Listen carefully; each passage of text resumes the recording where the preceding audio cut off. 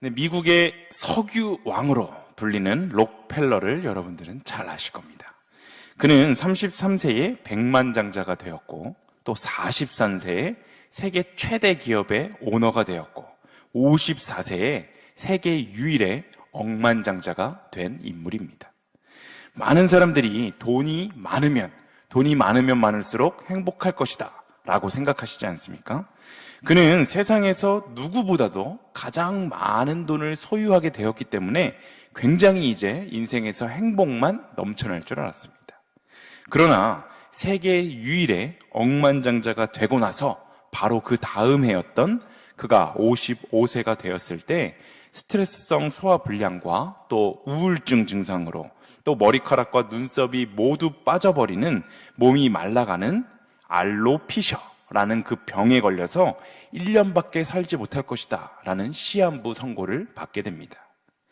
원치 않는 육신의 질병으로 아무리 돈이 많아도 이 죽음 앞에서는 그 많은 돈이 아무런 쓸모가 없음을 깨달은 그는 인생에서 중요한 것이 돈이 아니구나 라는 것을 깨닫게 됩니다.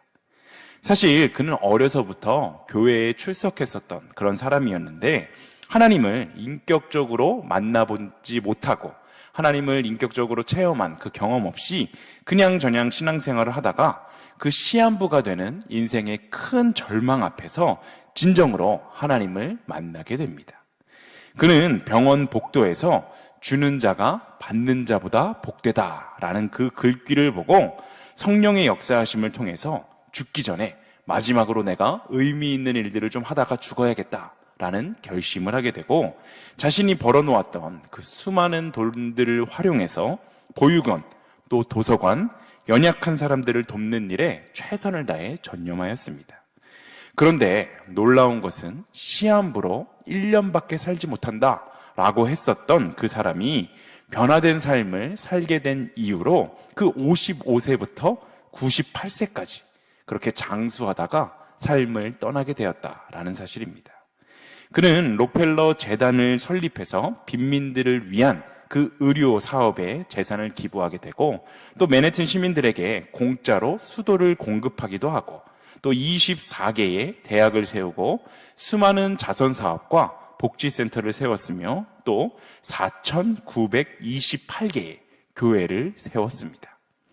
더 놀라운 것은 그렇게 선한 일을 하면서 돈을 엄청나게 많이 썼잖아요. 돈을 엄청나게 많이 썼는데 록펠러가 사망할 때 소유한 재산이 당시 미국 경제의 1.5% 이상이었다라는 것인데 요즘 우리가 부자 하면 가장 먼저 떠오르는 그 빌 게이츠라는 사람도 소유한 재산을 이렇게 환산해 보면 당시 록펠러가 소유했었던 재산의 3분의 1도 안 된다고 합니다.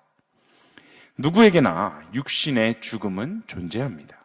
하지만 록펠러가 그 원치 않는 시한부 선고를 받고도 깨달음을 얻지 못하고 돈만을 추구하다가 그저 죽음을 맞게 되었다면 그는 오늘날까지 위대한 인물로 이렇게 명성을 이어오지 못했을 것입니다.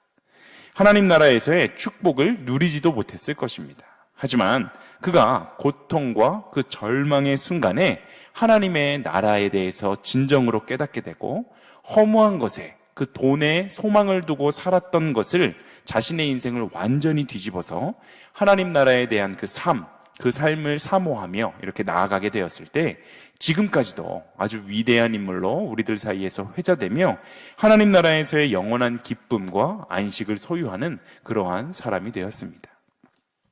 우리 역시 삶을 살아가면서 록펠러처럼 예상하지 못한 어려움을 만나기도 하고 까닭없는 고난 너무나도 많이 경험하며 살아가지 않습니까?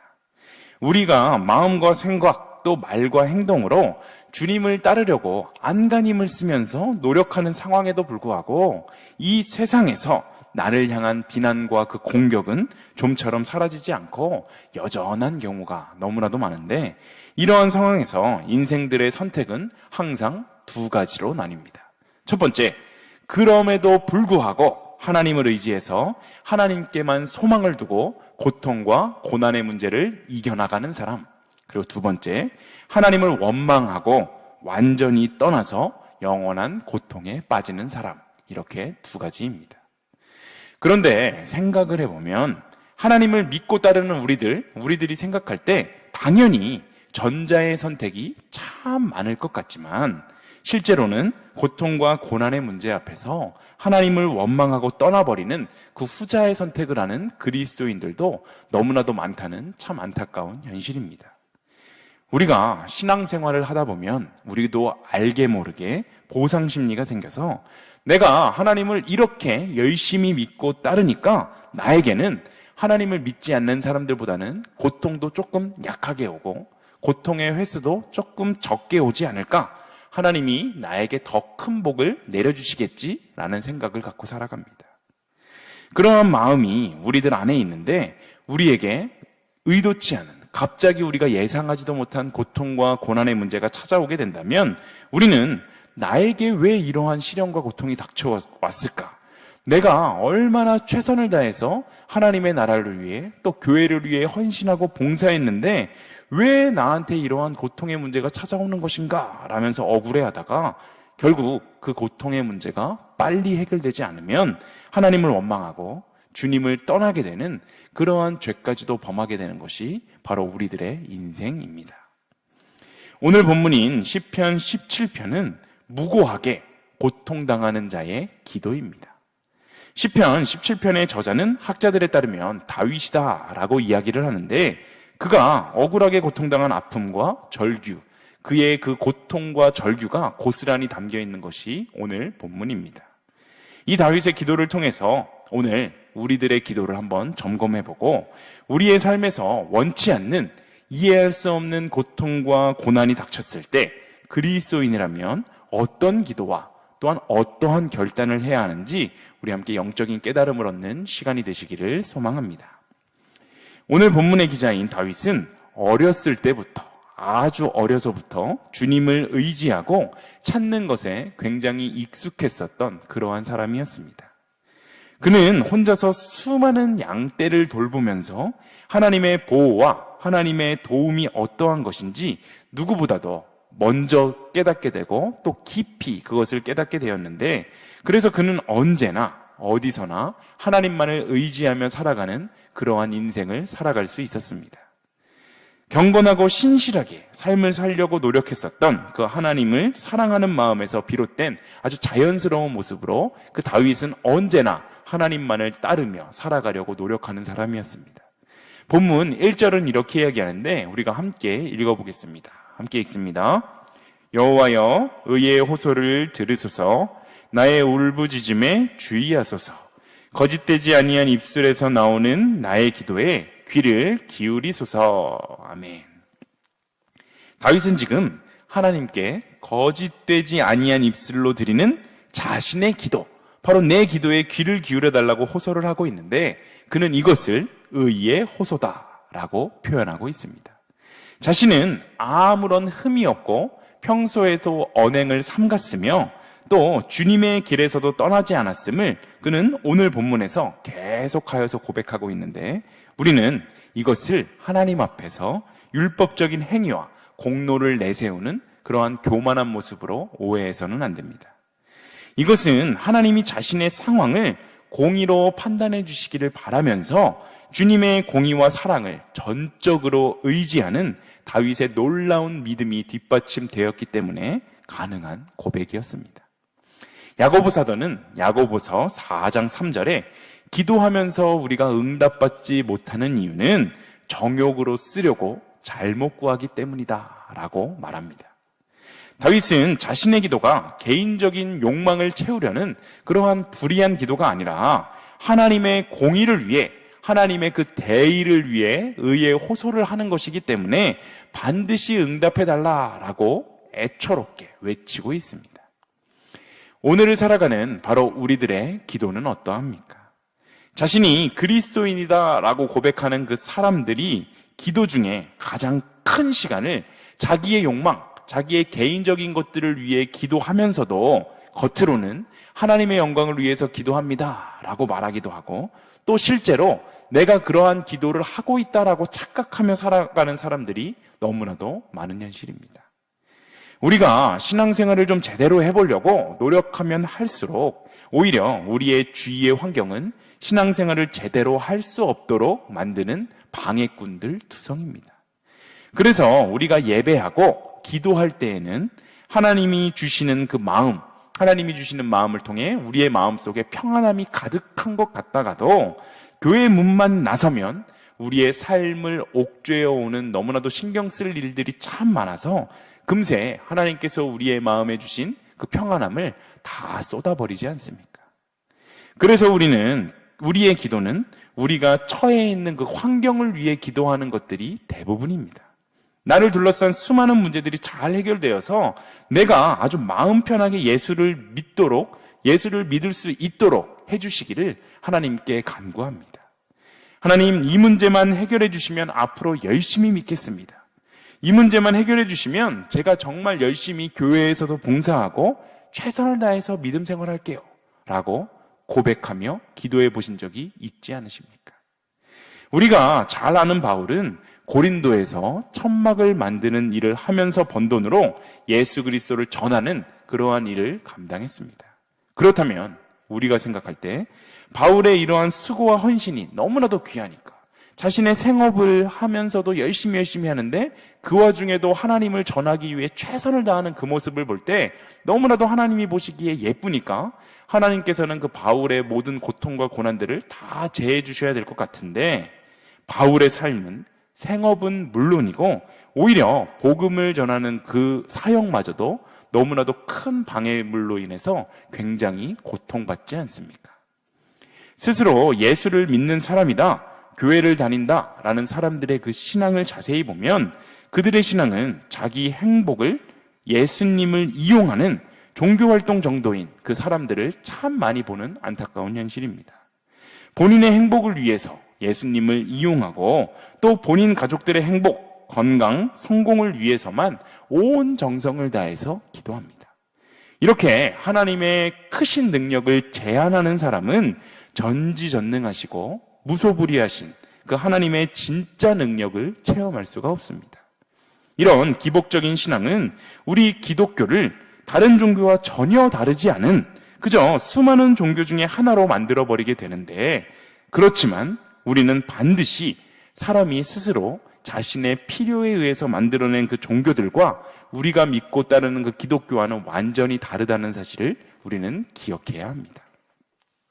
모든 종교는 인간들이 자신의 필요에 의해서 자신의 마음의 위안을 얻기 위해서 창시하고 자신들의 노력과 고행과 또 선행을 통해서 또 열심히 기도하고 많은 것들을 바치게 되면 큰 복을 받는다라고 말하지만, 우리 기독교의 복음은 하나님이 우리 인간들을 너무나도 사랑하셔서 구원해 주시기 위해서 신이 직접 인간들을 찾아오셨고 또 우리의 행위로 열심히 기도하고 오랜 시간 기도하고 큰 액수의 헌금을 한다고 우리가 복을 많이 받는 것이 아니라 그저 나를 지으시고 나를 지금도 너무나도 사랑하시는 그 하나님을 진정으로 믿기만 하면 구원이라는 큰 선물을 받을 수 있습니다. 과연 우리의 기도는 어떠합니까? 나의 노력으로 오랜 시간 기도하면서 하나님께 나의 인생에 복을 내려달라라는 사적인 것들을 구하는 기도입니까? 아니면 아무런 보잘것없는 나를 먼저 사랑해 주시고 믿기만 하면 구원이라는 놀라운 선물을 그 주신 하나님을 찬양하며 먼저 하나님의 나라와 그의 의를 구하는 그러한 기도입니까?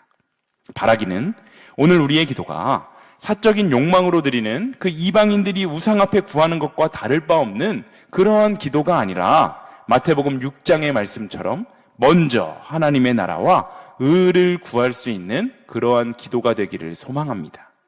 그리스도인이라면 물론 얼마나 열심히 기도하느냐가 너무나도 중요하지만 그보다 더 중요한 것은 하나님의 마음에 합한 기도를 하는 것, 바로 이것을 기억하며 자신의 욕망을 이루기 위해서 구하는 이방인들과 달리 먼저 하나님의 나라와 그의 의를 위하여 기도하는 오늘 본문의 다윗처럼 의의 호소를 드림으로써 하나님께 응답받는 기도 생활을 하시는 일신교회 모든 성도님들이 되시기를 소망합니다.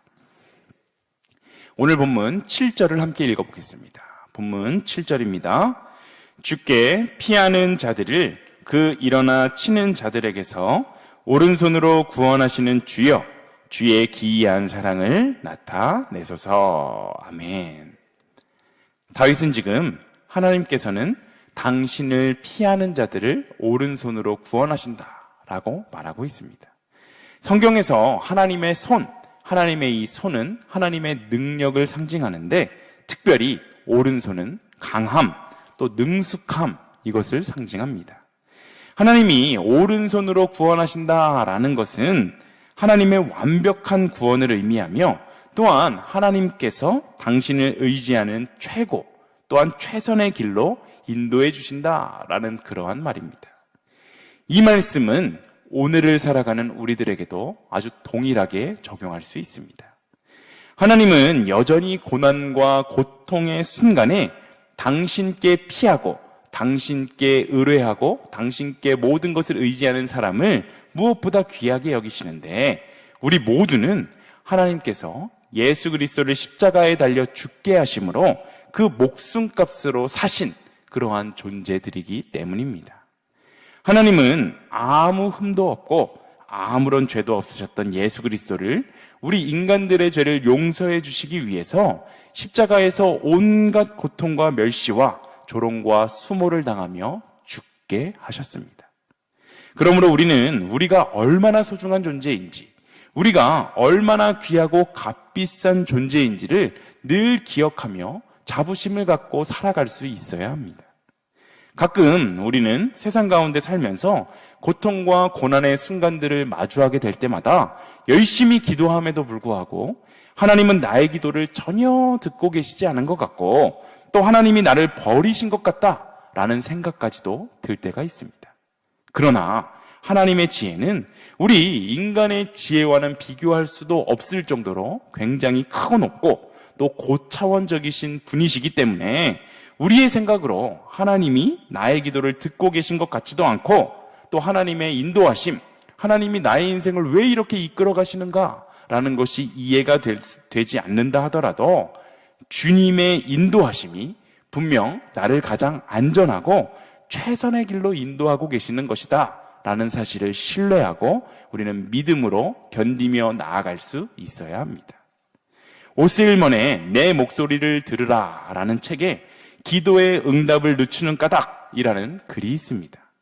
하나님이 기도의 응답을 늦추시는 것은 하나님이 우리의 기도에 귀를 기울이시지 않거나 우리의 형편에 무관심하다라는 사실이 아닙니다.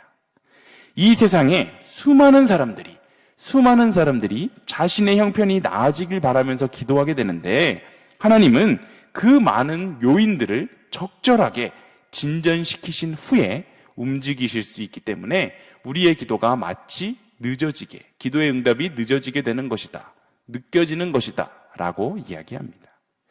하나님은 요셉도 감옥에서 즉각적으로 꺼내주지 않으시고 오랜 시간을 있게 하셨는데 장차 큰 지도자로서 일하게 될 요셉에게 필요한 성품과 또 겸손함을 감옥에서 키워주시기 위함이었습니다. 또 예수님이 많이 아끼셨던 그 나사로의 죽음, 그 나사로가 죽은 이후에 즉각적으로 예수님께서는 그를 살려내실 수 있었음에도 불구하고 죽은 지 4일 뒤에야 비로소 그를 살려내셨는데 더욱 많은 이들이 예수님의 이 놀라운 기적을 보고 하나님께로 돌아오게 하기 위함이었습니다.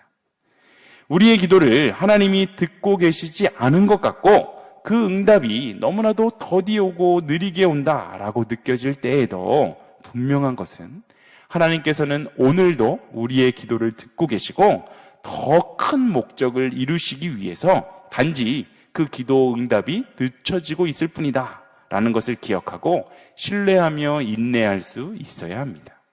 확실한 것은 하나님은 언제나 가장 좋은 것을 가장 좋은 때에 가장 좋은 방법으로 우리에게 이루어 주시는 분이시라는 사실입니다. 이러한 큰 믿음을 통해서 우리가 아무리 어렵고 힘든 상황 속에 빠져 있다 할지라도 주님께서 부어주시는 참 평안과 안식을 누리며 주님이 바로 우리들의 기도, 우리들의 소원을 이루어 주실 날을 기대하며 기도하며 나아가는 우리 모두의 모습이 되어야 합니다. 다시 한번 본문 7절을 함께 보겠습니다. 본문 7절 하반절에 보면 주의 기이한 사랑이라는 말이 나옵니다. 이 기이하다는 말의 사전적인 뜻을 보면 기묘하고 이상하다, 즉 상식과는 다르고 정상적이지 않다라는 말입니다. 그렇다면 주의 기이한 사랑이란 말은 바로 하나님의 백성을 향한 하나님의 사랑은 우리의 상식으로는 이해할 수 없는 어려운 사랑이다라는 뜻이 됩니다. 왜 하나님의 사랑이 우리가 이해하기가 어려운 기이한 사랑일까요? 먼저 하나님의 사랑은 무조건적인 사랑이기 때문입니다. 사람과 사람 사이에서의 사랑은 조건이 없는 사랑, 이것은 찾아보기가 어렵습니다. 인간의 사랑 가운데 가장 높고 숭고한 사랑인 자식을 향한 그 부모의 사랑, 바로 이것도 완전히 무조건적인 사랑이다라고 보기는 어려운데 하나님의 자기 백성을 향한 그 사랑은 말 그대로 정말 무조건적인 사랑입니다. 하나님은 사람이 하나님을 사랑하기도 전에 먼저 사람들을 사랑해 주셨습니다. 하나님께서는 무엇 하나 부족한 것도 없으시고 또 우리 인간들이 무엇을 바쳐서 그 바친 것을 통해서 뭔가 부유함을 얻고 뭔가를 얻으셔야 하는 분이 전혀 아니심에도 불구하고 그저 당신이 창조하신 그 피조물들을 우리를 하나님은 너무나도 사랑하시고 그 마음을 주체하지 못하시는 그 기이한 사랑을 갖고 계신 분입니다. 또한 하나님의 사랑은 변함이 없는 사랑이기 때문에 기이합니다. 인간의 사랑은 상대방의 태도에 따라서 달라지는 경우가 너무나도 많습니다. 죽고 못 살 것 같았던 연인들도 누구 한 명의 마음이 식게 되면 그 다른 사람의 마음도 차갑게 식어버릴 수밖에 없습니다. 그러나 하나님은 한 번 택하여 사랑하기 시작한 자에 대해서는 그 사람의 어떠한 태도의 변화에도 상관없이 끝까지 그 사람을 사랑하십니다. 하나님께서 이스라엘을 당신의 백성으로 택하시고 그 이스라엘 백성들을 사랑하셨는데 이스라엘 백성들이 당신을 배신했다고 해서 떠나버리지 않으셨습니다. 이스라엘은 하나님의 사랑을 배신하기를 아주 밥 먹듯이 하였지만 하나님은 끝까지 그들을 사랑하셨고 끝까지 그들과 함께 계셨습니다. 하나님은 그들이 자신을 배반하였을 때 먼저는 좋게 타일러도 보시고 좋게 타일러 보았는데 그들이 여전히 변화가 없으면 그때에는 때로는 그들을 징계하시며 당신의 품으로 돌아오게 하셨고 당신의 품으로 돌아온 그들을 더욱더 사랑해 주셨습니다.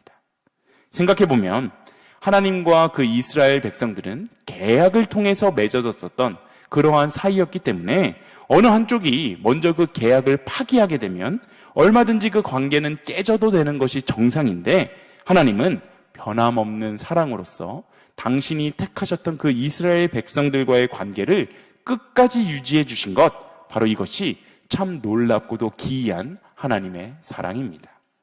우리가 반드시 기억해야 하는 것은 이스라엘 백성들뿐만이 아니라 오늘을 살아가는 우리 역시 그 하나님의 놀랍고도 기이한 사랑을 받으며 살아가는 사람이라는 사실입니다.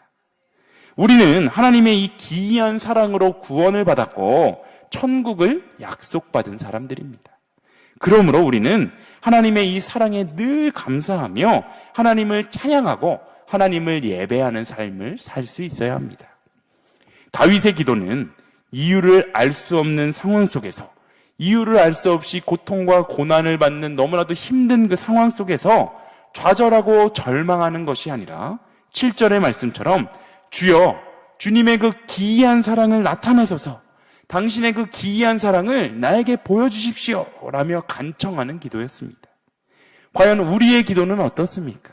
그저 문제의 해결을 위해서만 빨리 이 문제를 좀 해결해 주십시오 제가 죽겠습니다 라며 기도하지 않았습니까? 우리가 주목해야 하는 것은 다윗의 바로 이 간구, 즉 주님께 기이한 사랑을 보여달라라고 요청했었던 바로 이것입니다. 우리도 고통과 고난의 순간에 그 문제에만 사로잡혀서 하나님을 잊게 되고 하나님과의 관계가 멀어지게 되는 것이 아니라 고난과 역경 속에서도 가장 먼저 하나님을 떠올리고 주님께 기이한 사랑을 보여달라라며 간구할 때 우리는 어려움 속에서도 나와 함께하고 계시고 여전히 나를 사랑해 주시는 그 하나님의 사랑을 더 깊이 경험할 수 있게 됩니다. 시편 17편 15절은 이렇게 이야기하는데 우리가 함께 읽어보겠습니다. 함께 읽습니다. 나는 의로운 중에 주의 얼굴을 배우리니 깰 때에 주의 형상으로 만족하리이다. 아멘.